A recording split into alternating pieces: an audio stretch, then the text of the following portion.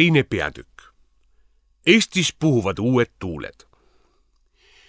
Vaatame nüüd, mis 50. aastate teisel poolel Eestis sündis. Minu kui tulihingelise Eesti Vabariigi patrioodi jaoks polnud siin midagi rõõmustavat. Paljud inimesed lõid vabadusvõitlusele käega ja mitmed nende hulgast, keda ma ennemalt hindasin kui vingeid Eesti mehi, astusid parteisse. Teie koerad, riidlesin ma nendega. Kas teil lurjustel oma senistest pattudest vähe on? Võtate veel säherduse koorma hingele, juudased! Ära sõima, orav, vastasid mu kunagised sõbrad. Elu tahab elamist. Mis mõtet on vastu tuult süljata?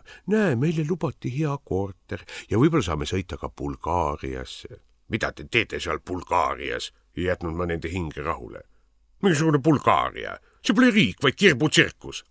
Seal tehakse kompotte ja persikumahla, leelutasid juudased ja nuusutasid põuetaskus värske trükivärvi järgi lõhnavaid parteipileteid. Mis loom see persik on, küsisin mina. Eestlane ütleb ikka virsik. Ei, persik, vaidlesid kameeleonid. Kui me parteisse astusime, meilt võeti tõotus, et me ütleme edaspidi virsiku asemel persik, siis saame Bulgaariasse. Koerad, alustasin ma reipalt uut sõnavõttu, aga neetud punased ussid ei kuulanud, keksisid ringiratast ja laulsid. Me sõidame Bulgaariasse, Bulgaariasse ja ostan persiku. Taolised sündmused tegid meele mõruks. Pettusin inimestest, tõmbusin endasse, kibestusin. Paar kuud ei ajanud ma isegi habet. Elasin nagu metselajas, peas mustad mõtted. Milleks minagi sõrgu vastu ajan, arutlesin ma oma ette. Inimesed sulle nagunii aitäh ei ütle. Aga siis mõistsin, et just praegu on vaja käituda eriti sirgeselgselt, olla kaaseestlastele moraalseks toeks. Ajasin habem ära ja läksin taas inimeste sekka. Nüüd mõni sõna ENSV võimumeestest. Juhtivatel kohtadel töötasid tollal Ivan Käbin ja August Jakobson. Nad olid veider paar. Käbin niisugune väike, käbe, lõhnastatud ja lakitud, riietatud ahvinahksesse kuube, jalas roosad retuusid ja krõpsuga kingad. Jakobson jällegi vastupidi, oli ilmatu suur, kohe jube laamakas, nagu mägi. Ainuüksi tema pea oli sama suur kui pool käbinit. Ka mööbel Jakobsoni kabinetis oli väga massiivne. Tugitooli oleks võinud kasutada tillukese korterina, kirjutuslaual saanuks aga 20 inimest jänkat tantsida. Keset lauda lebas pliiats, jäme nagu nui. Sellega kirjutas Jakobson raamatut Ööbik ja Vasskuss. Kolmas võimumees oli Aleksei Müürissepp, endine raudteelane. Kusagilt liibrite vahelt oli ta püütud, Tallinnasse toimetatud ning ministrite nõukogu esimeheks tehtud. Käbinit ja Jakobsoni ei sallinud ta silma otsaski. Ma ütlen teile veel, et kõneles Müürissepp kurvalt Toompea lossi katlakütjatele, kelle hulgast ainult koduselt tundis. Kui selline jurakas nagu Jakobson rongi läheks, lõhuks ta kupee ära. Mõistate?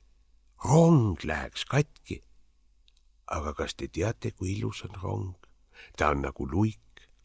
Kui ta eemalt tulema hakkas, ratata, liiprid värisesid kergelt, silmaga polnud seda näha, aga panid käe peale sammu meie. Enam ma seda ei näe, sõbrakesed. Müürissepp, oled sa seal? Karjuti seepeal ülevalt. Käbin ütles, et sa pead presiidiumisse tulema. Näete nüüd, sosistas Müürissepp kütjatele ja nuttis. Välja nuuskisid.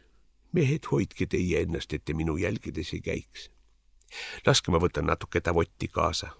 Sorin selles koosoleku ajal, meenutan õnnist aega. Oi, Käbin, küll jumal sind veel minu vaevamise eest karistab. Kuid parata polnud midagi. Müürissepp viidi presiidiumisse ja pandi Käbini kõrval istuma.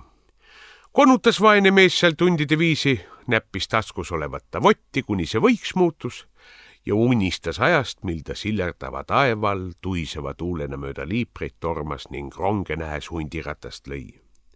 Jakobson kirjutas isegi presiidiumis istudes oma ööbikut ja vaskussi. Uss, kirjutas ta suurte tähtedega. Roomas. Siis niisutas ta keelega, see oli tal suur ja pehme pliiatsit ja muheles uhkelt. Muide oli olemas veel neljaski võimumees, nimelt ideoloogiasekretär Lentsmann. Teda polnud iialgi keegi näinud. Keegi ei tundnud tema häält. Käisid jutud, et tal puudus üldse nägu ja julgemad oletasid, et koguni keha.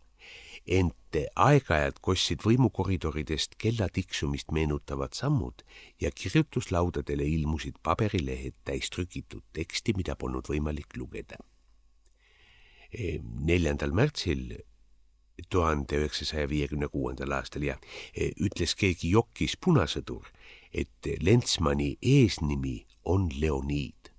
Järgmisel päeval olid punasõdur ning tema suguvõsa 7 põlve ette ja tagantjärele surnud.